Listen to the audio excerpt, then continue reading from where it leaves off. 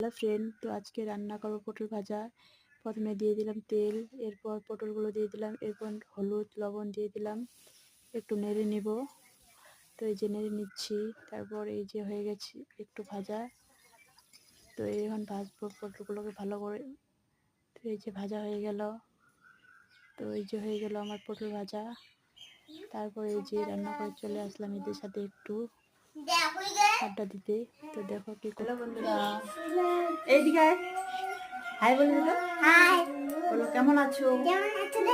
আছো রে, কেমন আছো? এই যে আরেকজন কি করতেছে দেখো,